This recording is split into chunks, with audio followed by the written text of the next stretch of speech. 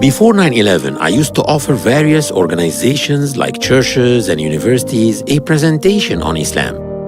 I got an invitation about once every 3 months. After 9/11, I was literally besieged with invitations. Islam was in the spotlight.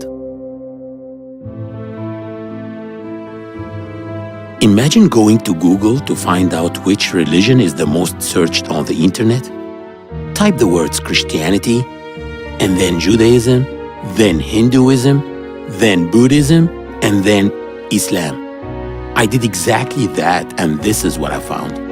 I found that surprisingly, the searches on the word Islam were exactly double the sum of the searches for all other 4 major religions. But why Islam? What is it that makes people want to learn about Islam? So again, I went to Google Trends and I typed Islam and Jihad, then Islam and violence, then Islam and terrorism, and then Islam and women. And surprisingly again, I found that the searches for Islam and women were exactly double the searches on jihad, violence, and terrorism put together. So I discovered that Islam is the religion that most people want to know about, and women in Islam is the aspect of Islam which most people are interested in.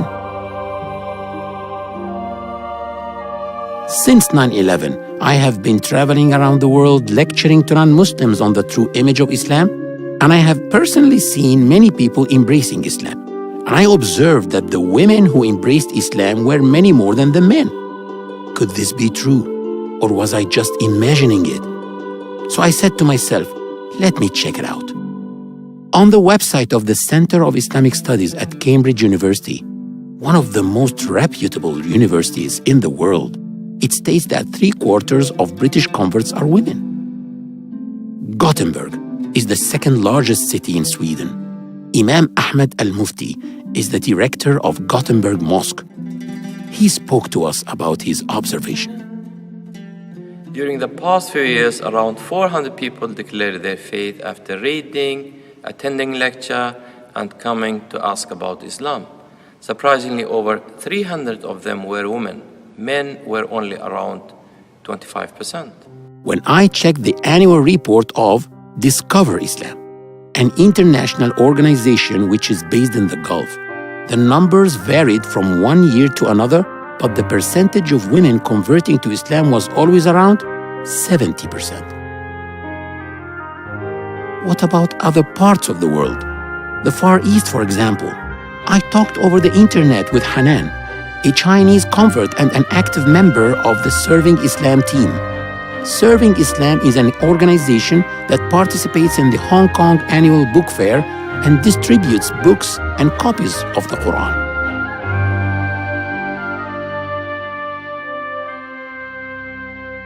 In the year 2009 to 2010, for example, over 100 people have embraced Islam, and 97% of those were women. And ever since, we have been witnessing sisters coming into Islam every week, and women were always the winners. That's why our Sunday classes are filled to the brim with sisters, with only a handful of brothers.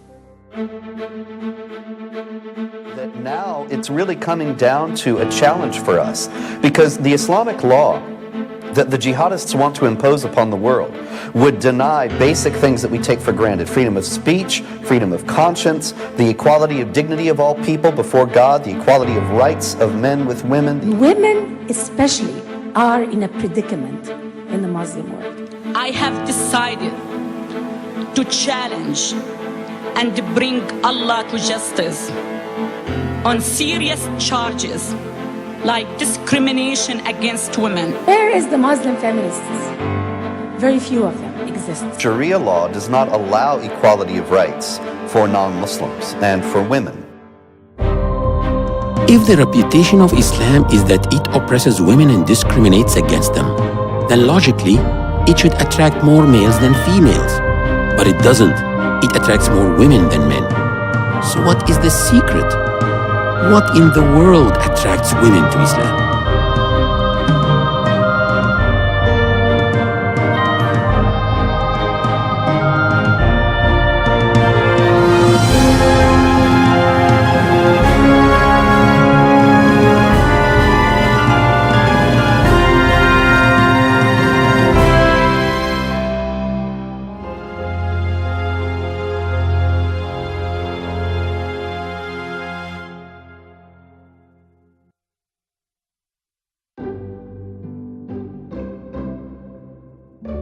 My first interviewee was in Belgium.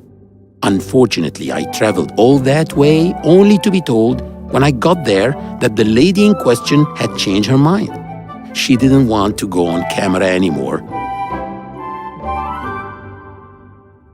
We were desperate and set out to find someone to take her place. Finally, we found Aziza, a mixed-race young lady whose father is Flemish and mother Congolese. I asked her about her story. Once she got started, it was as if she knew all my questions in advance. Aziza is someone whom, when she speaks, you wish she would just go on forever. I started looking for God, but at the age of 17, unfortunately, I lost my mother. I was obliged as a Catholic daughter to go to church. I had something like difficulties to believe what church claimed, calling Trinity, God, His Son, Jesus, and the Holy Spirit. So afterwards I started reading books, all the books, most of them. And to be honest, the Quran too. But reading Quran is very difficult and quite mysterious. But a few words were very, enlightened me, were very strong. Like the compassionate that mostly came back in that book. Even if I could not immediately associate with it, but it felt that I need to follow a path.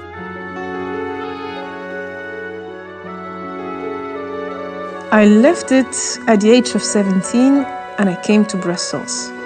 And then I was interacting and meeting many communities, Jewish, Christians, and we were interacting and everything went well. But on the other hand, I met a lot of new friends, Burundi's Muslims, also Moroccan Muslims, Chinese Muslims. Anyway, God opened me for a second time the path to Quran, so I started reading and felt enlightened. I felt better guided.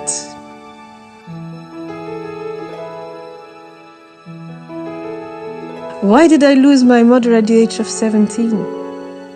Even if I not feel alone, and even if I am alone, I could feel His presence, even if defining His presence was not easy at all. So when I was in Brussels, I had the luck to be taken under the wing of a Moroccan mother, Fatima, and she really showed me the real values of Islam by taking care of me as I was her own daughter. She showed me by love, by acts, what Islamic values and ethic means. Really, I was lucky. So afterwards, I started studying Arabic at the mosque. And there my professor, a Tunisian professor, Mahmoud, explained me or opened me at least the way to find more information on Islam in a very, very broad sense. So he pushed me to go to the library, and instead of giving or teaching us the rules, grammatical rules, he opened the door and said, go to the library, try to find out what it means. So he opened me the real path to the Islamic education. But on the other hand, I was still living in my context in Belgium with a Catholic father who really imposed me still going to church. And I started wondering if this was the way I need to follow.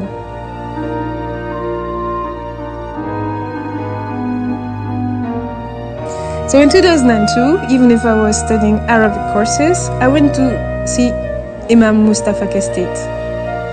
Even if I was not ready to become Muslim, I just wanted to know what did it mean to be a Muslim. So he really gave an answer to my questions by asking me two questions. Do you believe in God? And of course I said, yes, I believe him. I feel that he is around. And then he said, did you already read the Quran or other Islamic lectures? And I said, yes, of course, I already tried. But it's very difficult for the first time to read Quran, and it's quite mysterious. But a few words came or enlightened me when I was reading Quran, and always came back the compassionate, Rahman, and I was a little enlightened and felt better to follow the path of Islam on my own way.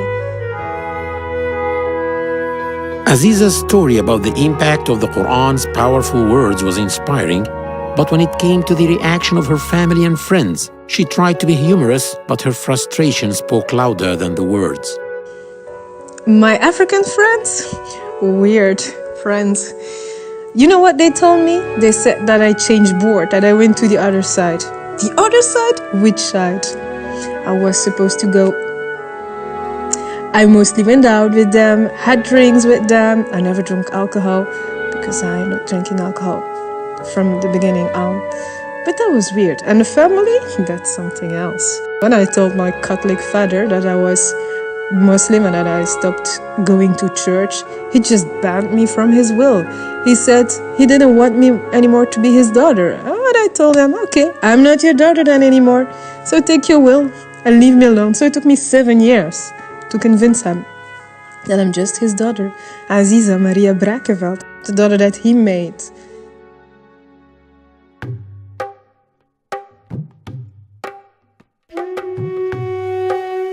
But there were others a good deal more aggressive even than Aziza's father.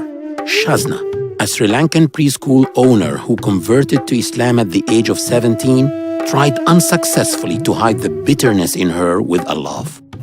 When I embraced Islam and I started to recite the Quran in my room, at my home. So my dad said it and he got angry. Once he kicked me and started to scold me. And once he said, if you are a Muslim, this is a Roman Catholic family. If you want to be a Muslim continuously, you go out. At that time, I think the time is midnight, 3 o'clock. My father kicked me out.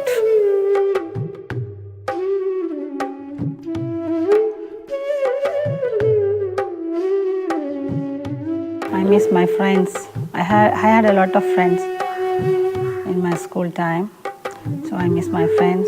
When I embraced Islam, they didn't talk with me. So I love to talk with them. But not all non-Muslim parents were hostile. Priscilla, an Indonesian convert who converted from Christianity to Islam after hearing the call to prayer in Indonesia and searching for its meanings on the internet. She told us about her family's reaction. I was glad because my father said, okay, whatever you choose, I'm glad for you. If you feel better with it, then you have to do that, but do it the right way. So I was so glad because I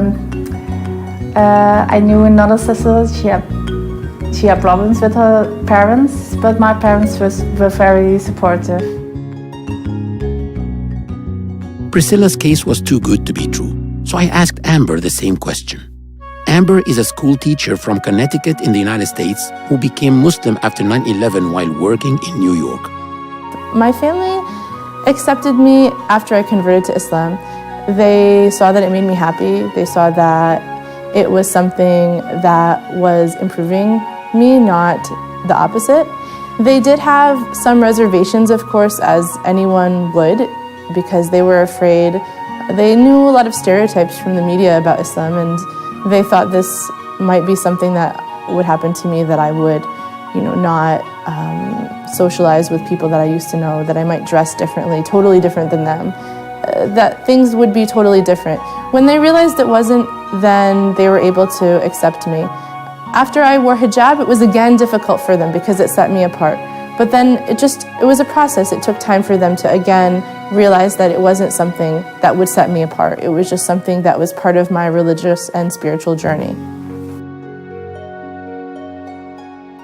One of the most interesting people I met was Elizabeth, a German girl who came to work in a hotel in Hurghada, an Egyptian resort on the Red Sea, 5 years ago.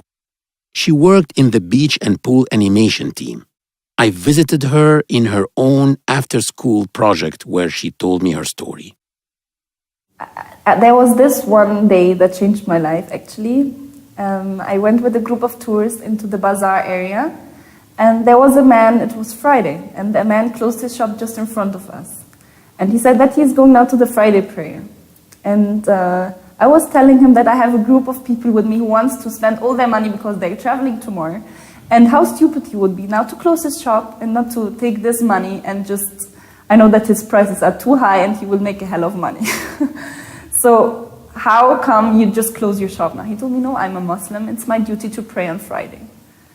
And it made me really think, because when it comes to money, we are all weak. And when it comes to important things in life, I think we all have our family, the first important, and then almost after that, it's money. So I know that this man is living from that, and how come he prefers to pray, and I called it kissing his carpet, than taking our money. And that I was thinking a lot about that.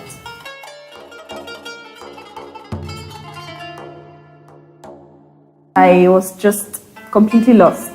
Everything I used to believe in was changing. I was really asking basic questions about me, my life, my family, what I want in my life, why I'm here. It was time to actually open the Quran and read the Quran. And I was washing for half an hour before I opened the first time the Quran. I don't know why. I read in the other book about the Prophet's life that you have to wash before you read the Quran. And I kept on washing, and I had a shower. And I washed again my hands. And I was really scared to touch this book because I felt I have to respect the other religion. I don't want to be disrespecting to them. And I just opened it and I started to read in Surah Al-Baqarah. I just finished it to the half and I converted to Islam.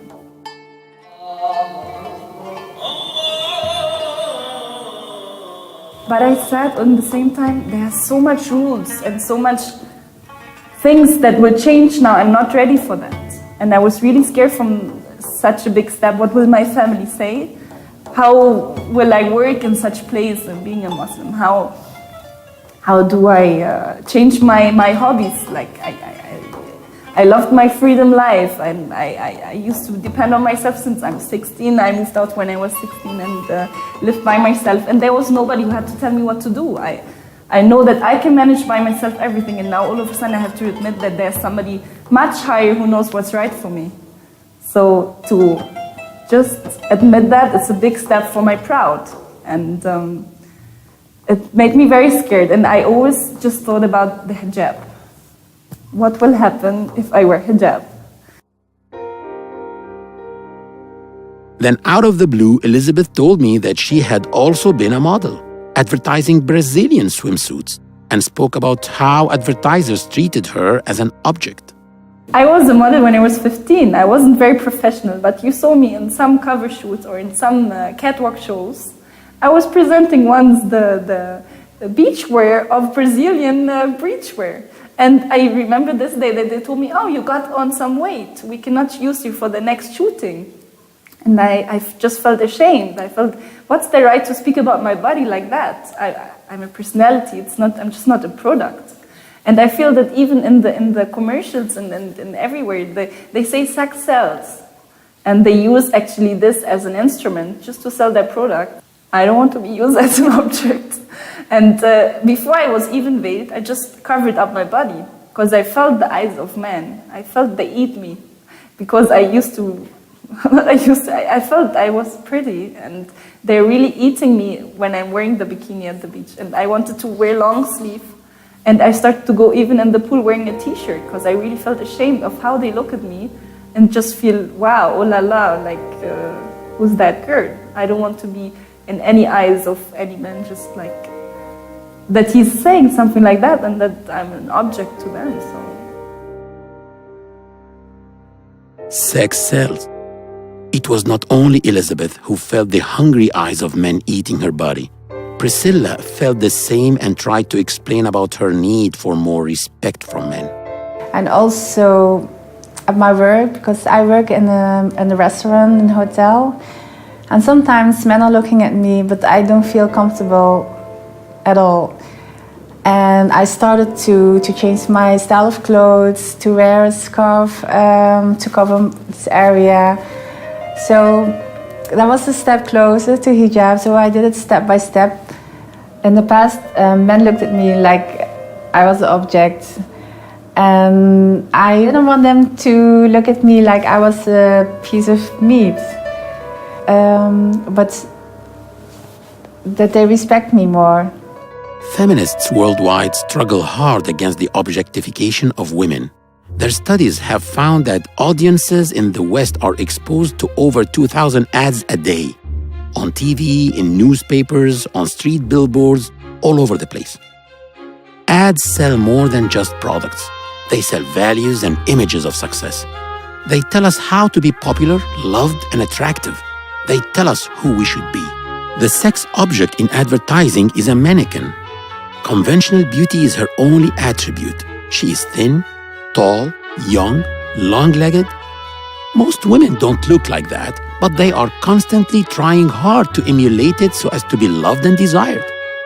The more a woman looks like an advertising star, the more she is accepted in society. Ads like these reduce women to objects, and their sexual content is pornographic. This negatively affects the image of a woman. A few years ago, the research of Susan Fiske, professor of psychology at Princeton University, was all over the news. She proved that when men view images of highly sexualized women, the brain areas associated with handling mechanical tools light up. The media does not only shape people's perceptions of women, but also of Islam. Professor Rasha El-Dessouki, a Muslim scholar in Al-Azhar University in Cairo and an activist for more than 30 years in the United States, spoke about the media's political agenda. Unfortunately, Islam has suffered from bad media all over the world. I have studied about 58 novels that speak about Islam and Muslims, and it does give a very bad image of Islam. The reason is all these political events that happen around the world are connected to the media. Whenever there is a very hot issue, whenever there is a fight over something, whenever there is a new revolution, you find that the media intensifies against the Muslims. And all the old images that we have seen by Orientalists in the 16th century, things that have to do with the Crusades, things that have to do with wars between Muslims and non-Muslims, they bring all these up again, conjure them up in the memory of the viewer in order to bash Islam and make it look bad. So what we advise is that people seek the sources of Islam and talk to Muslim people and not think that the media is the only source about Islam and Muslims. Dr. Leila Ahmed, a professor in the Divinity School at Harvard University, met with us and also spoke about the media.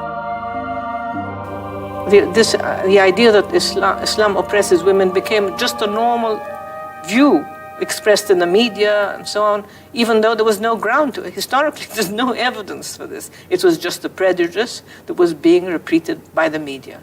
And many Muslim women felt offended by this, and they wanted to make clear to whoever they were speaking with or wherever they were out in the streets that they were Muslim and they stood by it and did not accept the prejudices.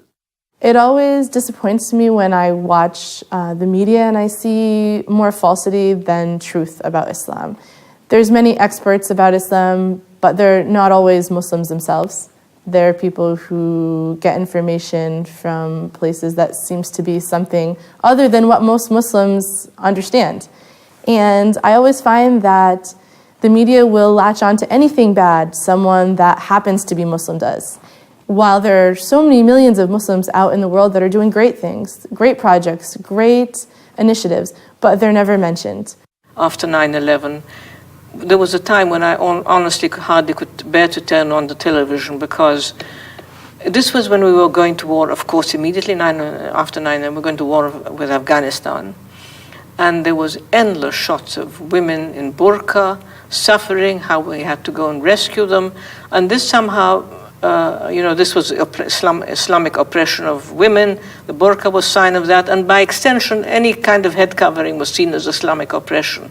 And that became the prevailing narrative in America for a few months. It was really quite distressing. But So it was very much a media issue and a political issue, but it was presented as women's oppression in Islam, and therefore Islam was just terribly oppressive. And that extended, and that was partly why I'm sure women were attacked. You know, young American women wearing hijab suffered the consequences of this media representation. A lot of people were getting information from the media that wasn't correct about Islam. What I was able to do, and this was a positive thing, was be able to pass on information that was the truth about Islam. People who were wondering about it, people who didn't know anything about it, when they found out I was Muslim, they would ask me questions, and I was able to tell them what a great thing Islam is, what it meant to me, how it inspired me. And this was a positive thing that I was able to find after I converted. Even though initially I was very scared, I was afraid people would sort of turn away from me and not listen to me. But I actually found there's many people that are open to hearing what you have to say. They're actually curious. They just don't have anyone to ask.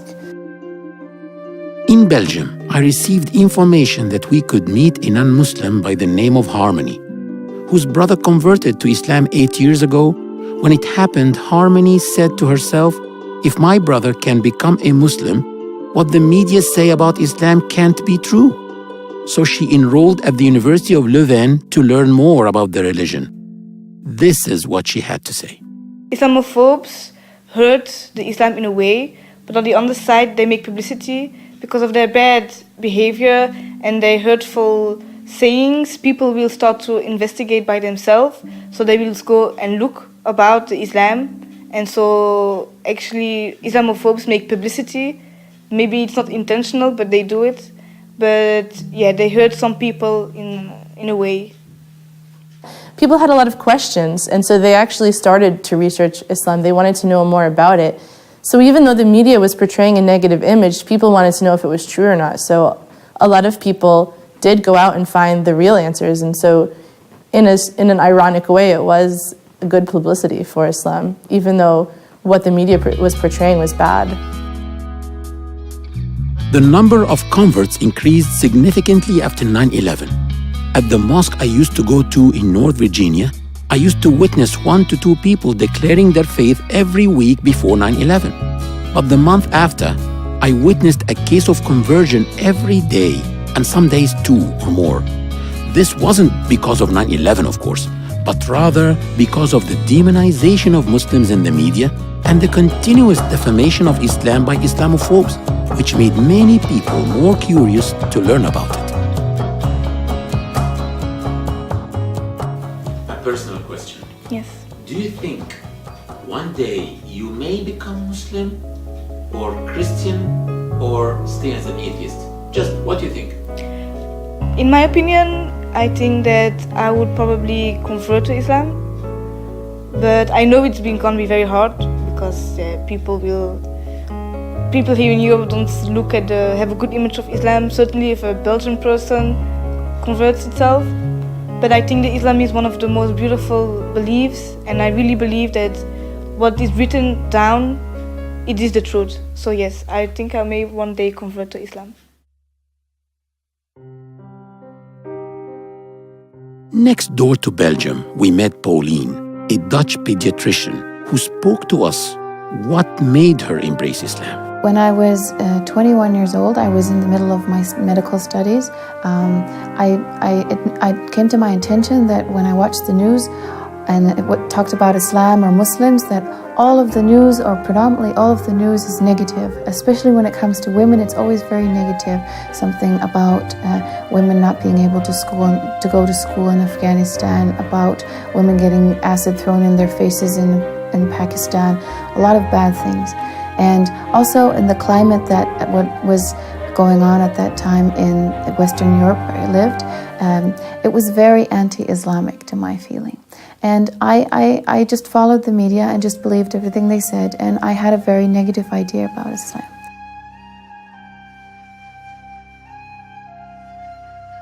During that year when I was 21, I started to, in my free time, get some extra information about Islam. And the reason I wanted to do that is because I wanted to have more arguments about why this was such a horrible religion. I wanted to be able to debate people about it.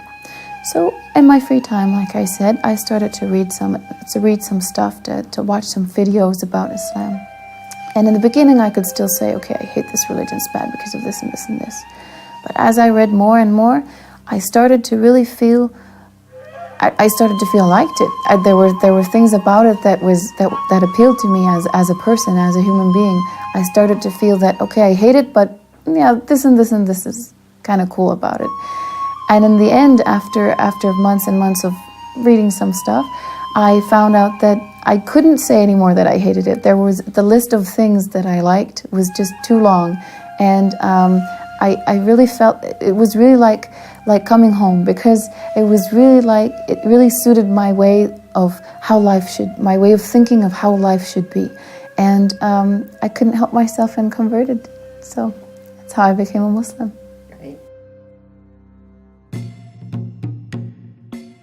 Elissa, a half Venezuelan, half Chinese lingerie designer whom I met in Hong Kong, spoke to me from her heart. One day, suddenly at night, everything turns around on me, and I feel like emptiness, and I feel questioning myself so many questions, like, what am I doing in this world? What is this life for? And I feel like confused, and then I start to think like, I think there is something that I have to do in this life. So I start to wonder if I need to talk with someone, but I feel like in this world no one is going to help me. And then I think, no, I think there is a God. So I was like, how can I find God? Where is God? I want to talk with God.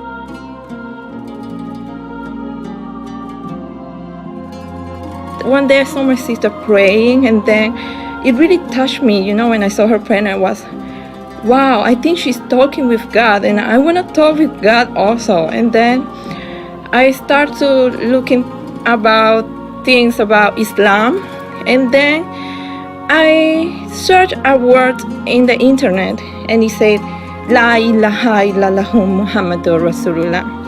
I didn't really know the meaning of this, but I feel so comfortable with this word, and I try to memorize it. And every night when I go to sleep, because I feel like I was lost in this world, and I start crying. And every time that I go to sleep, I just say La ilaha illallah Muhammadur Rasulullah. I feel so comfortable. And then one day I told my sister, I know a word in Arabic, I know a sentence, I know La ilaha illallah Muhammadur Rasulullah. And then she said, you say this when you convert to a Muslim. And I was like, so I'm a Muslim. So and then I start to feel like that God was guiding me to find the truth about my life and the true path. So it was like, I feel like Allah subhanahu wa ta'ala, He opens my heart. Yeah, out of in one night like that. La ilaha illallah Muhammadur Rasulullah is the declaration of faith in Islam. It means that there is no God worthy of worship except Allah, and Muhammad is His messenger. But before we left Hong Kong, we also met Wing Zi Chung, a certified accountant in an international company who also told us her story. My work gave me an opportunity to work in London for 2 years. So I went abroad. So I settled my family, got my driving license, and I want to experience what is life. I want to really look for life. So at the beginning, me and a few girlfriends tried to enjoy the European life. We start to go dancing, clubbing, drinking, and stuff like that. Just the normal European life. But slowly I realized that actually it's not good for the woman. I see some very good and innocent friends. They start to have multiple relationships. Sometimes I want to take a cab with a girlfriend at night, but she just disappeared after seeing a guy in the pub. Then I realized they are not happy at the end. They are being abused, and they are just destroying themselves, and they don't have any happiness at the end.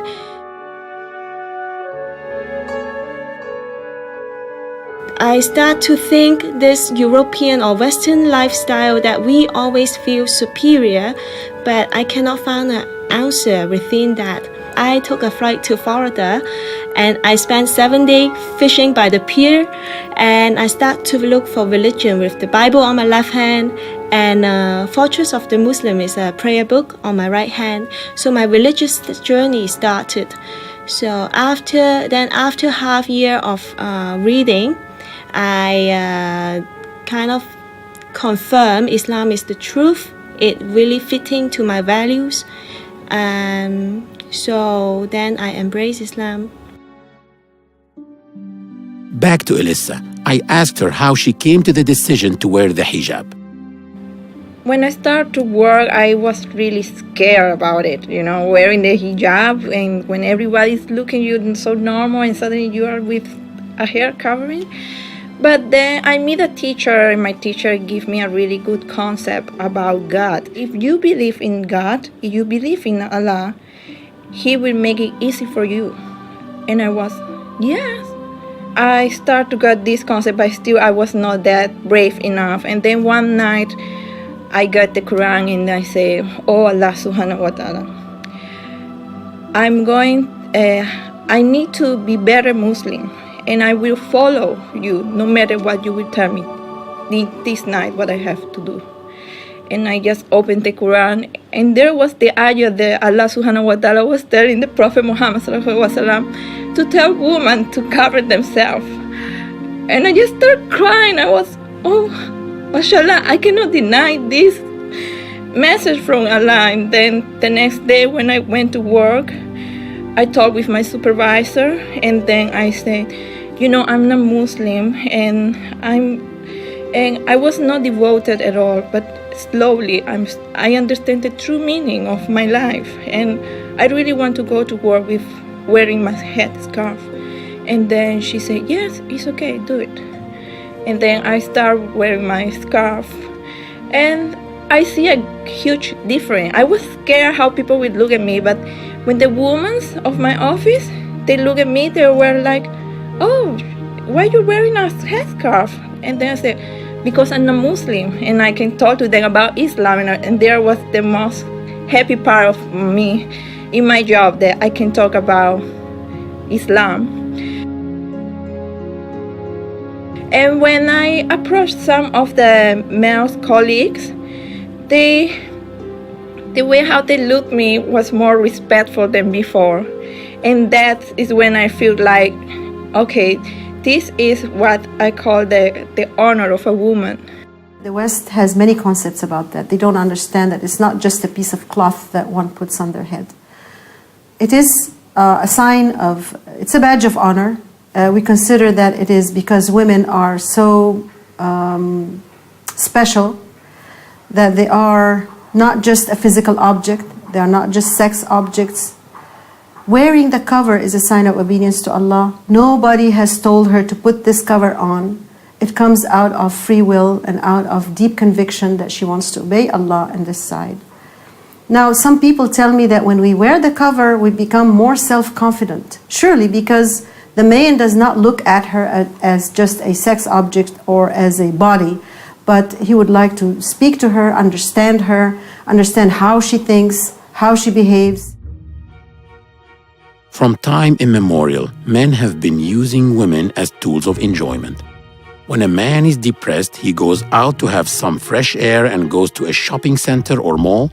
He buys a cold drink and sits outside or by the window to watch women, not men. After a couple of hours, he feels good and he goes home. When Islam tells women to wear the hijab, it is saying, enough is enough. Women, cover up. You're not for public use. Do not let them use you like that. It also gives me freedom that I can respect myself as a woman. I don't need to wear for you, man. I wear for myself. I wear for my husband. I don't need to please you because I need this job. Islam actually give me a right to wear proper clothing, and I'm not forced to do it. In the beginning, I wore a hijab when I prayed. It started to bug me a little bit that I would wear the hijab while praying and then take it off and go outside. I started to feel that Allah, or God, as we say Allah, sees me always, not just when I'm praying. So if I go outside, He's also there and He's also watching me. It's not just a thing when you're praying. So I decided about half a year after I converted to start wearing the hijab. And ever since, I've been wearing it, never took it off. What about the women who do not wear the head cover or scarf? Should we look down on them? Absolutely not. They are just as respected, as dignified as all the other sisters or women in Islam. They consider that covering the head is a step higher or maybe a step forward. Later on, maybe in life, she would like to pick up the head cover. But when she understands more about it, nobody forces anybody to wear the head cover. As women in Islam, we have to wear a veil. And personally, I think wearing a veil is a process. It's not a trendy kind of stuff. No, women need to have the time to know how they're going to wear the veil and how they're going to behave, because wearing a veil is a responsibility. And inshallah, I will wear the veil. Just like converting to Islam was a process, wearing hijab was also a process. I didn't wear hijab when I first converted to Islam. I waited for a while until I thought it was the right time. Of course, I didn't want to upset my family. I was afraid of losing friends. I didn't want to not be able to find work. And I was living in New York City after 9/11, so it wasn't really a very friendly time for Muslims. But I knew I wanted to do it, so one day I just decided that I would wear hijab, and I did. When it was time to take a next step, I went one week with wearing hijab to work. And they told me that you cannot work with hijab in this place here. So I told them that actually it's 1 week to go to Ramadan and I really want to wear hijab. And I told you 3 months ago that I'm a Muslim. When it comes to Ramadan, I'm going to wear the hijab. I didn't have any knowledge, but I knew that Ramadan is a very holy month and I wanted to wear hijab in this month. Why and however, I didn't know by then, but I just felt I have to do that. And they offered me the double of the salary if I just take it off and stay for the next season, because all the kids love me and they want to come back only for me, so please stay. And they gave me an apartment, they gave me the food, they gave me everything. So when they were just firing me because of that, I was completely in the street. They told me, you have 1 week just to pick up your place, to clean up your place and get your stuff out of your apartment, and then we don't want to see you again. When I was actually cleaning up the apartment and I went back to the hotel for once, they kicked me out by the security. They kicked me out by security because I'm not allowed to go in this hotel again. I'm not working here anymore, and I just wanted to visit one of my colleagues to say goodbye to him, and they kicked me out by security. I had 1 week to find a solution for myself, where to stay, what to do, how. I didn't even have money to take a ticket back to Germany, and I knew I don't want to go back to Germany. And 2 weeks before that, I had an incident that I met somebody who was meeting me every day after work, who answers questions about Islam and the questions I have. He was the first person who was actually just interested to help me about my Islamic interest, who doesn't say, why don't we go after work and have a coffee and then I will answer your question. No, he was the first one who said, any question you have, just ask me and I will try to help you. And if I don't have the answer, I will call people who can have the exact answer. So this person told me that he has lots of contacts in Cairo. He can maybe help me to have a work. And we went to Cairo and he introduced me to a family who are only girls and an old lady with her 2 daughters. And I was living with them for 4 months. And they just gave me a home until I found a job and settled down and found my own small apartment. And they were just showing me how to live as a Muslim with all details. The reaction of Priscilla's family to her decision to wear the hijab was not very much different from their reaction to her embracing Islam. And I was afraid in the beginning because I didn't know about the reaction of people. My mom in the beginning said, okay, do you have to wear it always, all the time? I said, yes, it's something I want to do to come closer to God, to come further in my religion. My father said, yeah, why don't you let her? Because that's her choice. So if she wants to do that, then we have to be supportive. My family accepted it. It took a long time, probably another couple years for them to accept that, because it was something that they felt set me apart from them, that it made me look different than them. Like I wasn't part of the family because I look so different. And that was hard for them. It took a long time for them, like I said, a couple years to accept that change. But now sometimes my mom even buys me scarves, and she'll put my picture, even with me wearing hijab, in our family Christmas card photos that they send out to all their friends. And so at this point, they've accepted me the way I am, and they realize that Islam makes me happy, and wearing hijab for me is part of Islam. So it was a process. It took a long time, but I was able to just stick with it, and things did change for the better. I did lose some friends when I converted, when I wore hijab, but to me, those people weren't true friends. People that are true friends will be able to understand the changes that you make, and they'll be able to accept you for who you are. And I do have a lot of great friends that I've had from childhood and that are still my friends, no matter what change I go through. The work life when you become a Muslim, especially in a European country, always has some challenges because you wear the headscarf, the hijab. Sometimes I had to leave my work on the side and start answering questions about the hijab. I say, okay, can we finish our work first and talk about the headscarf after? Because I'm very busy and I have to go. They always pay attention to the outfit. And this is very humiliating for women generally in the world, not only for Muslim women. It's very, very nasty when I see this coming from women.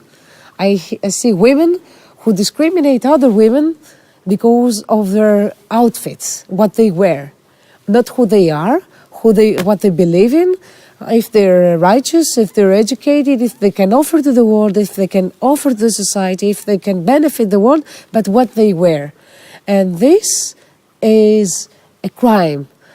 I mean, it would be interesting to do a study of the relation between the hijab that Muslims wear and the dress that nuns wear, because I think it was in the 60s that Catholicism abolished the requirement of dress for nuns in the West.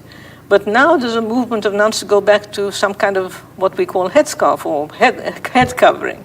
So it'd be interesting to do, but I haven't seen a study yet comparing the movement for return to conventional covering among both Catholics and Muslims. Dr. Leila wasn't to know that I have been doing exactly that, especially in churches around the world. When I'm asked about the hijab, I ask them in turn, who of them has ever seen a woman wearing hijab before? And of course, all of them raise their hands. Then I ask, who among you has ever wondered why they wear it? And 90% of them raise their hands. Then I show them this picture. Then I ask, do you know who she is? Yes, they answer, Mary, the mother of Jesus Christ. Then I show them this picture and I ask, who is she? They say, Mother Teresa, the Nobel Peace Prize laureate. Then I ask them, may we say that in your eyes these are the best two women? And they say yes. Then I show them a picture of a Muslim woman and I ask them, what is common to these three images? They say, the hijab. All three are covered except for faces and hands. And I say, excuse me, a minute ago you were asking me why Muslim women dress like that?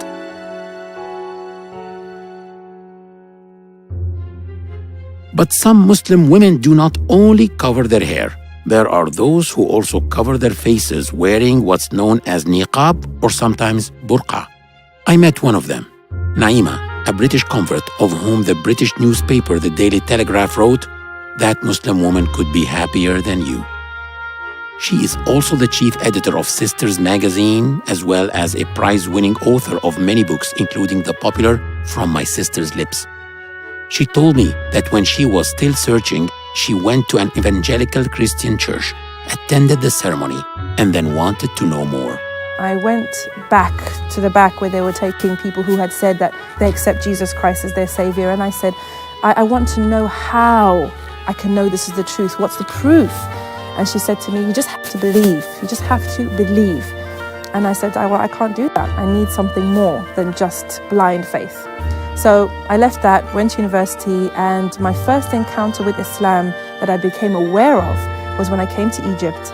And interestingly enough, it was actually seeing women wearing hijab that made me very, very, very upset. I disapproved of it 100%. Consider myself a feminist, cosmopolitan feminist, and the sight of these women covering themselves, I felt sorry for them. I thought, why do their men make them wear this? What's this all about? And then one day, we went to a festival, and there was a lady there. She was wearing a hijab, and she was very, very beautiful, mashallah. She had one of those faces which radiated light. She was a very lovely lady, and I thought, no, I'm going to ask her. I'm not going to assume. I'm going to ask her why she wears that thing on her head. So I said to her, you are so beautiful. Why? Why do you cover yourself?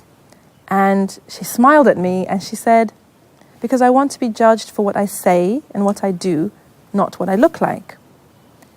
And for me, I had never, ever heard that idea, ever in my life.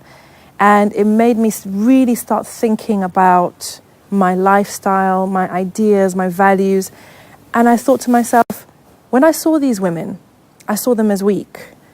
But now when she says that to me, when she says that she doesn't need male attention, she doesn't need male approval, I think maybe I'm the one who's weak and she's the one who's strong. And I wonder whether I could be as strong as that. So when I went back to England, I got a copy of the Quran and I started reading it. And I said to myself, I'm going to read the Bible and I'm going to read the Quran because maybe now is the time in my life that I need to make a choice for my spiritual side, which I had been ignoring all this time. I never got around to the Bible in the end. I just read the Quran and it made sense to me. The lifestyle choices made sense to me. It seemed like a very sane and healthy and safe type of life. And I thought if I ever have children, I would want to raise them in a strong belief system and in an environment that fosters the best that is within them. And that was the end of one journey and the start of another journey within the deen, within the religion of Islam. Personal question. Why did you choose the niqab? I actually liked the niqab. I liked the idea of privacy.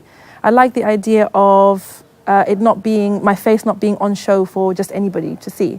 I remember specifically one incident that made me decide to start covering my face is when I was going home. It was quite late and I was going home from work on the train, and I was standing up because there were no seats available, and some men who were sitting on the chairs were staring at me. And I remember feeling very upset and angry, thinking, why do they think they have the right to just look at me, and in my face? And I said, I don't like this. I want to be able to choose who sees me and sees that part of me and who doesn't. So I started covering with the niqab then, just on and off, not all the time.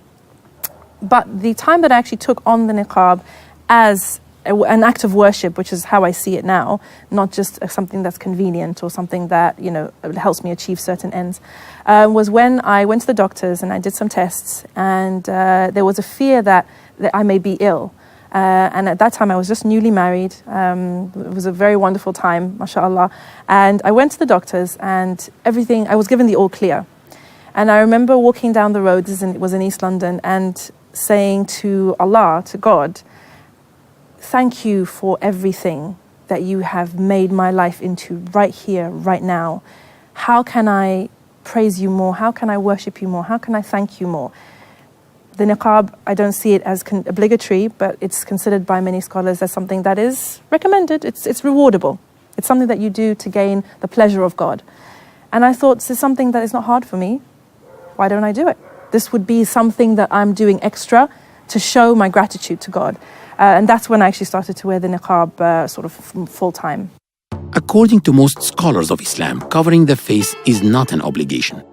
At the time of the Prophet Muhammad, there were women who covered their faces as well as those who did not.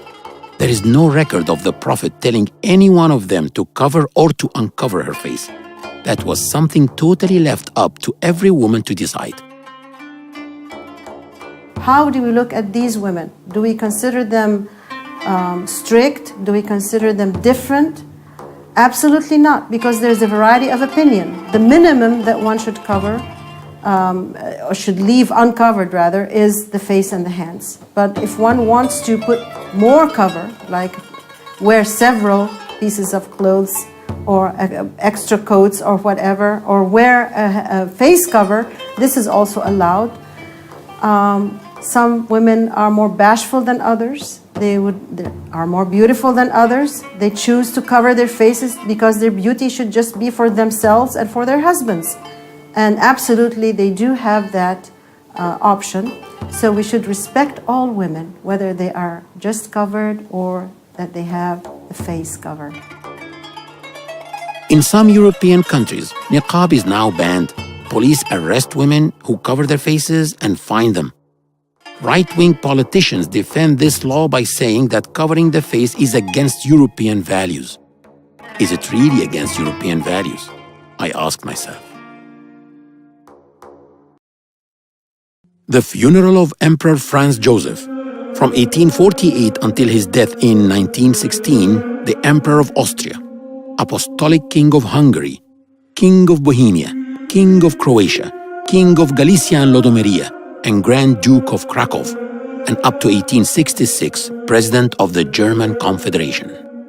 These women we see in the funeral train of Emperor Franz Joseph are not from Saudi Arabia. They are the princesses of Europe. Women of the royal families and aristocracies of Europe used to cover their faces in funerals and at weddings.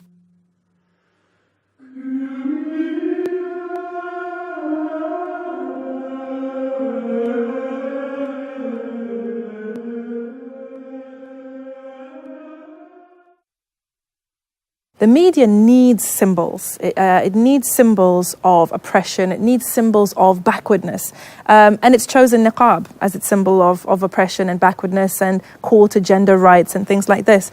So in terms of the media, there's not really much that one can do to tackle the media, except for trying as much as possible to put positive images of women in niqab out there. The more women we have in niqab, who are achieving great things, who are going out there and making a difference, the more the public perception of niqab starts to change. It upsets me when people see the niqab as something that holds women back. I don't believe that. Yes, there are restrictions and there are things that are more difficult for you, but it depends on who you are as a person.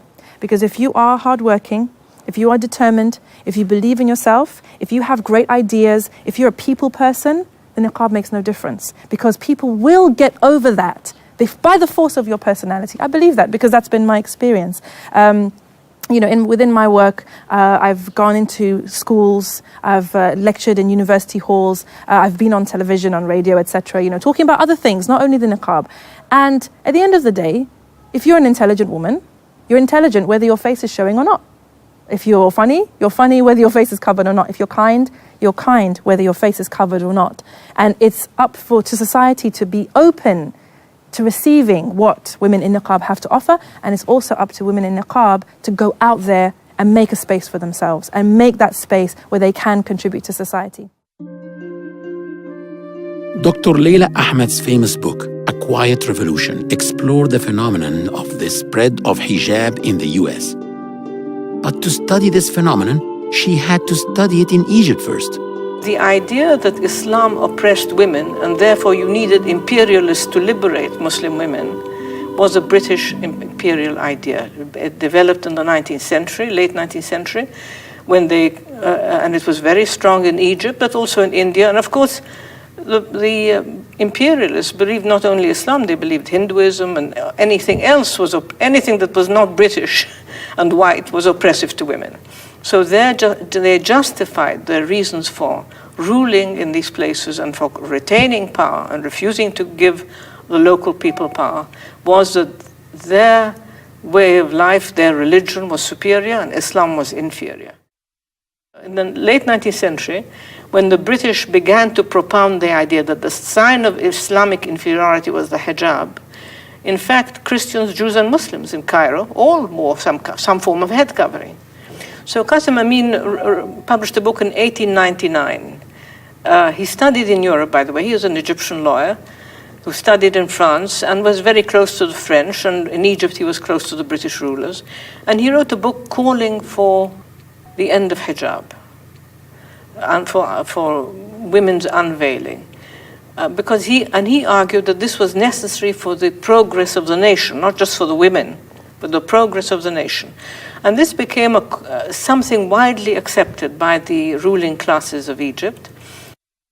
And that was why, historically, why people like me and my mother never wore hijab, because we were the products of an era which inherited the British belief that hijab was a sign of Muslim inferiority and therefore we don't need to wear it. When I began to think about the question in the mid-1990s, the hijab was very rare still in America. I had no students who wore hijab back then. So at that point I began to ask myself, so why are they wearing hijab in America? You know, I didn't wear it in Egypt 50 years ago. It doesn't mean we gave up Islam, but why is it becoming now important? And in order to answer that question of why women in Cambridge, Massachusetts, in the United States were wearing hijab, I found myself I had to go back and study Egypt, because Egypt was the source of the spread of the wearing of the hijab in the second half of the 20th century. And again, let me speak personally, I began by assuming that the fact that they were wearing it was something anti-feminist, something patriarchal. They were accepting some patriarchal way of thinking about women. And I began by thinking, well, it must be some kind of fundamentalist, anti-Western Islam. That was my starting point.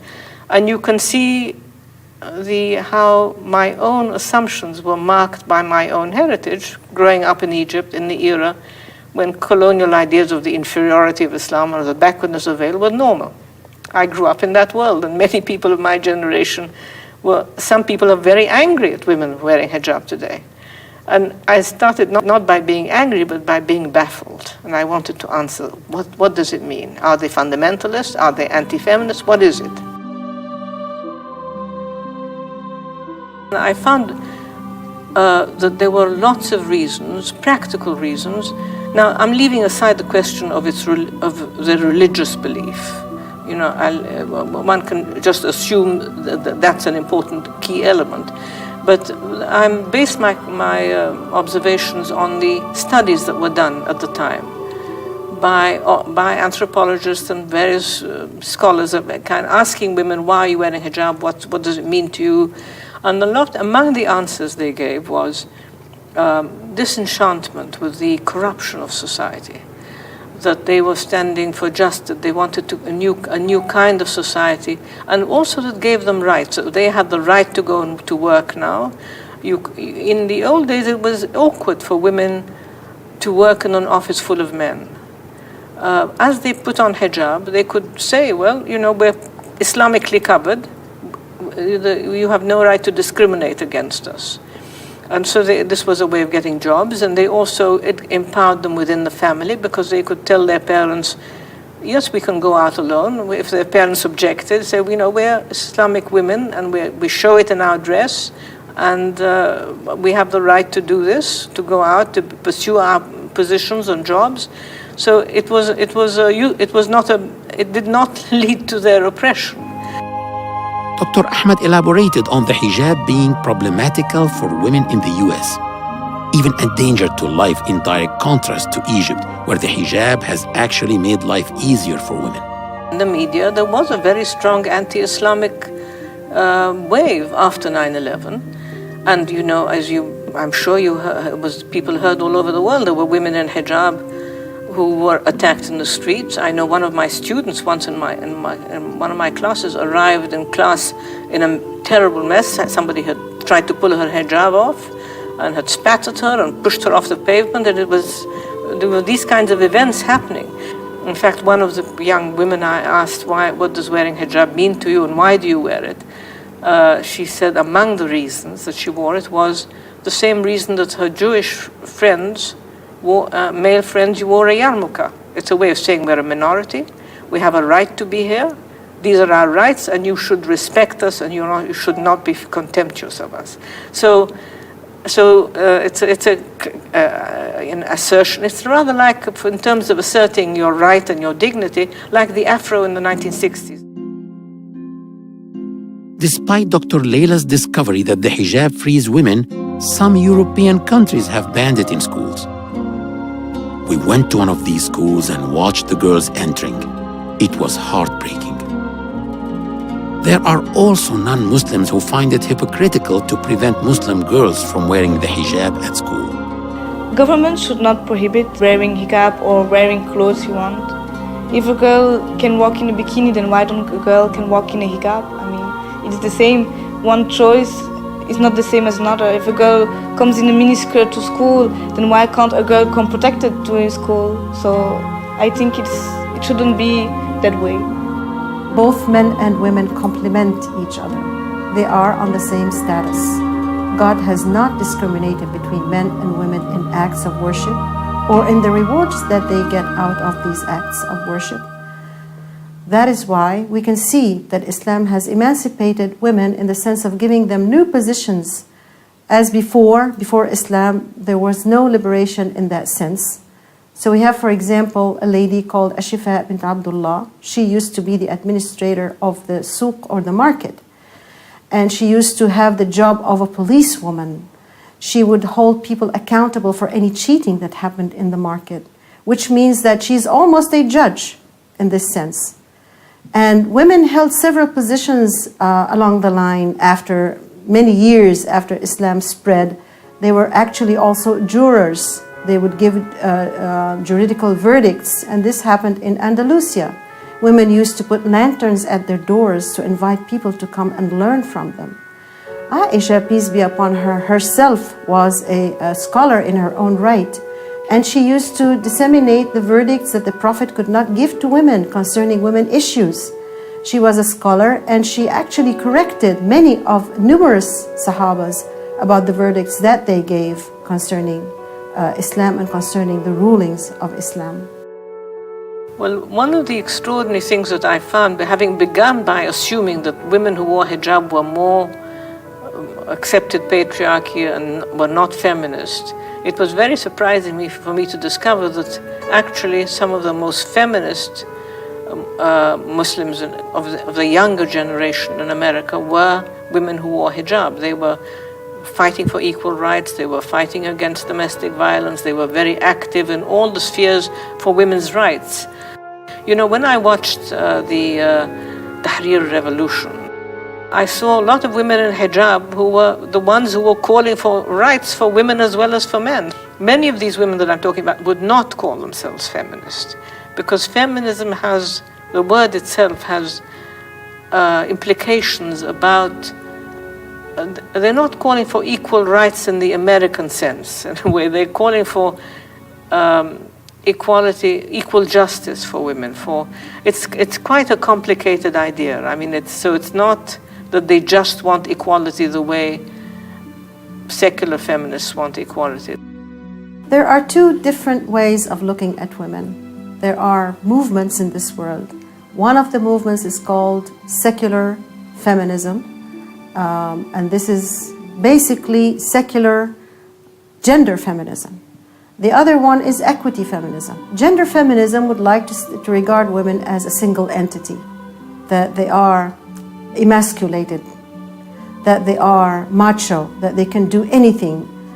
Maybe that would be contrary to their own natures, but they can do anything.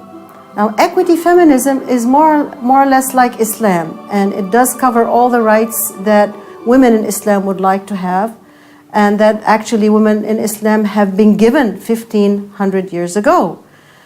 That is why it is important to look at women as part of a context. This context is the family. So when God Almighty created Adam, He created Eve, and then came the descendants. That is why women are part of a family, their fathers, their mothers, they are sisters, they are daughters. That is why we should not look at them as a single emasculated entity.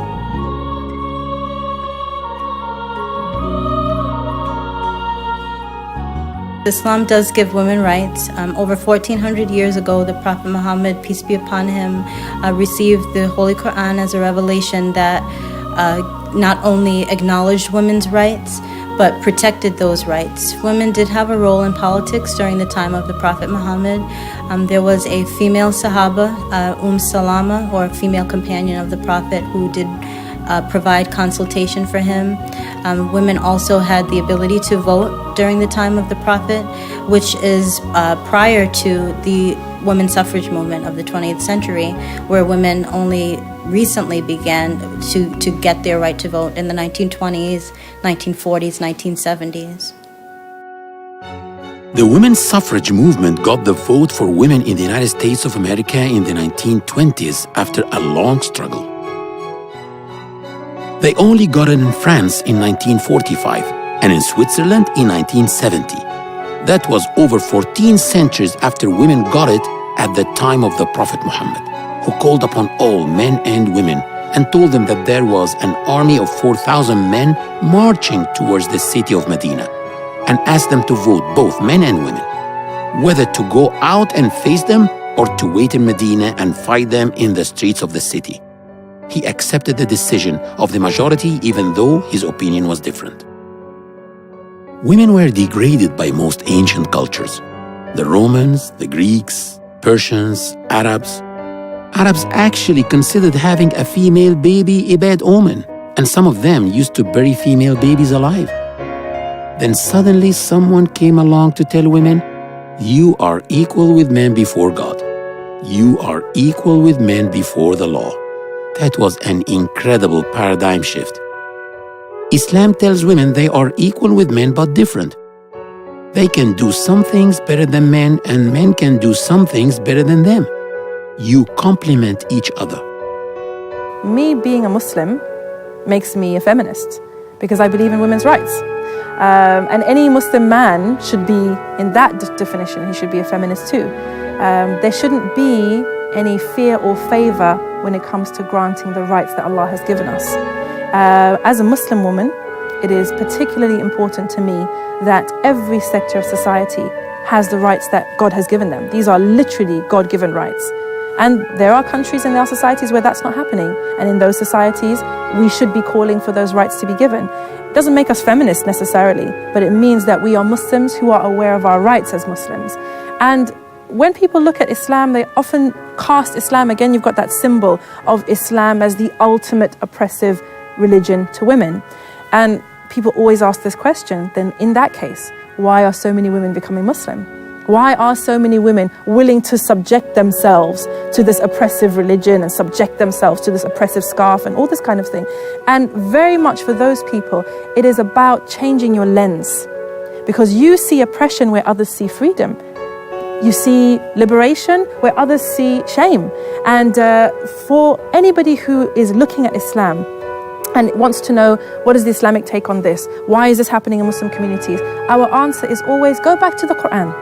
Go back to the Quran and go back to the example of the Prophet Muhammad, peace be upon him. For me, I came from a feminist background. I was raised pretty much in a feminist household. And it was the personage of the Prophet Muhammad, peace be upon him, his manner, the way he was with wives, children, companions, anybody else around him. It was his personage more than anything else that made me see the beauty of Islam. Because the way he treated those people around him, let's look at it this way. The Prophet Muhammad, peace be upon him, had no sons, no heirs. His wives, he had children from his first wife, no children after that. This is in a society where girl children were scorned, were buried alive, had no worth whatsoever. And this is not just in Arabian society, and it's not just 1500 years ago.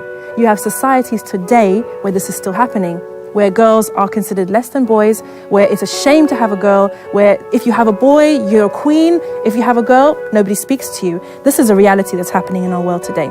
So at this particular time, God chose to send a messenger who would have no son and heir, who would only have a few children compared to the number of wives that he had. You've got a prophet who used to help his wives in the house.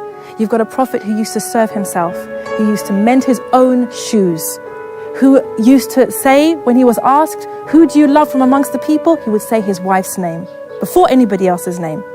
He was a feminist. If anybody was a feminist, the Prophet Muhammad, peace be upon him, according to my definition, he was the ultimate feminist. In the last sermon Prophet Muhammad gave before he died, he mentioned that men should treat women kindly and that they should treat them well because women are their partners and their helpers. And that was his last sermon before he died. That was the last message he was ever going to give anyone. And that was part of his message, that you must treat women kindly. And so obviously that's a very big part of religion. If that's in his last sermon, that's the last message he'll ever give the Muslims who are alive then. The Prophet Muhammad, peace be upon him, set a standard of helping his wives in the kitchen. Modern Muslim husbands also help their wives in day-to-day lives. Islam has made my marriage and my life with my spouse more peaceful. We can truly love each other because we have standards of what love is.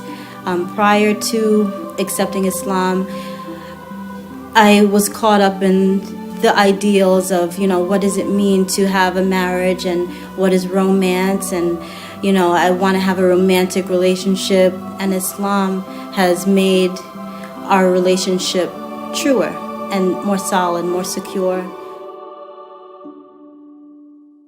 In nearly all the interviews with the 12 converts, there was something they all highlighted as being an attraction to Islam: freedom.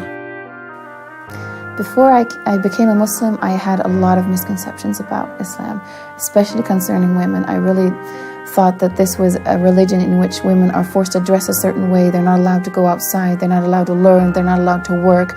They're not allowed to be a human being. This is really what I thought.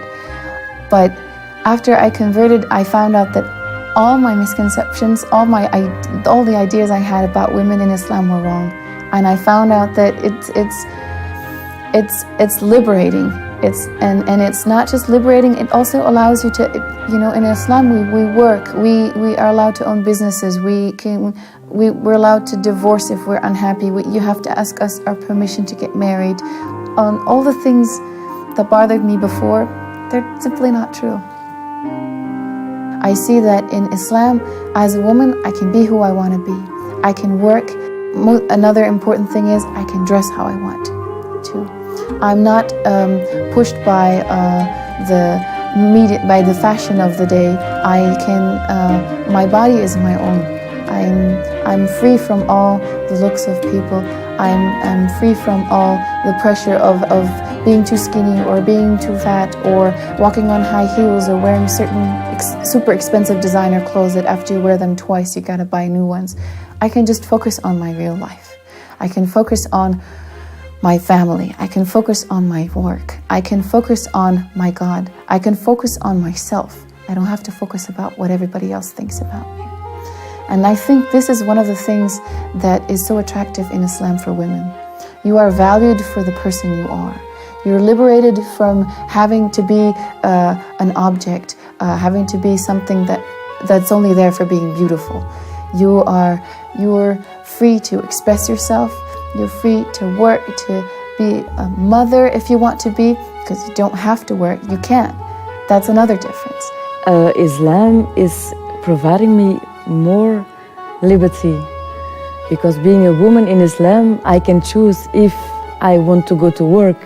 Being a married woman in Islam, my husband needs to provide for me. I also have the liberty to choose if I stay at home and educate my child or not. And I choose to stay at home and educate my child. I also feel more freedom. In Hong Kong, every woman have to work. Even you are a man, you will think women have to work for the family. But in Islam, actually, man has the responsibility. I can choose to work, and you cannot disallow me to work, but I can choose to work or not.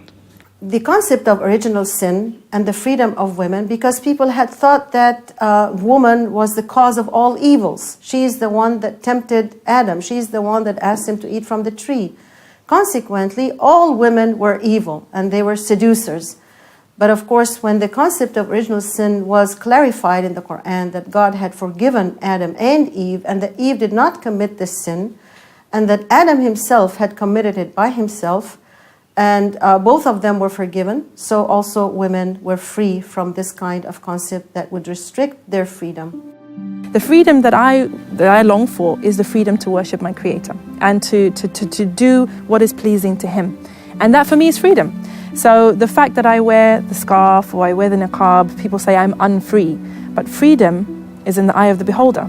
Because when I look at some people, for example, who maybe are involved in unhealthy lifestyles, they consider themselves free. I consider them unfree. So it's very much a matter of perception. And certainly for the Muslim, the freedom that we all are striving for is the freedom to worship God as He deserves to be worshipped and to fulfill our ultimate potential as worshippers of God and as the creation, as His creation. So it's something that elevates you. It takes you above the concerns of this world, above the attitudes and ideas and values of this world, and elevates you to now you're living according to the laws of your Creator. And you are fulfilling the commands of your Creator. Not a man, not an imam, not a community, not a culture, but the Lord of everything. In Islam, freedom equals life. According to the Quran, if a person kills another by accident, he can seek atonement by freeing a slave as the first option. This means that if you take the life of someone by mistake, give freedom to someone deprived of it, since you cannot give life to someone who's dead. God described the Prophet Muhammad in the Quran as a liberator.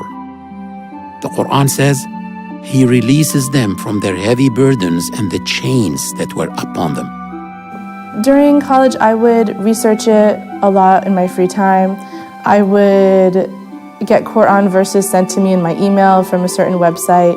And I eventually developed the sort of philosophy of it without actually converting. I held all the beliefs, although I never converted to Islam. I didn't know any Muslims personally in New York, and I didn't know where to find them. But I knew myself to be a Muslim.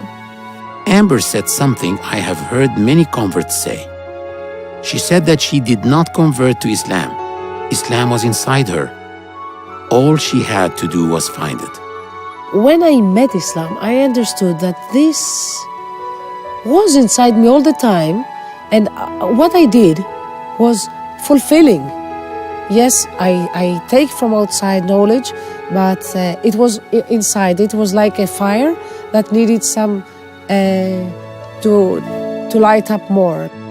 Now that I'm converted, I have something beautiful, and it's called the prayer. We pray 5 times a day, which means that 5 times a day I relax. 5 times a day I'm in meditation. 5 times a day I give my worries to my God, to my Creator. And this is my favorite thing in Islam. If you've never prayed, go for it. Just try. It'll save you. It saved me. What converts always express about liberty being an aspect that attracted them to Islam seems opposite to what a person may see in some Muslim societies which apply their own old cultures and just flavor them with Islam. This does not do justice to Islam. Therefore, if any society or individual oppresses women or discriminates against them, it is against Islam, not because of it.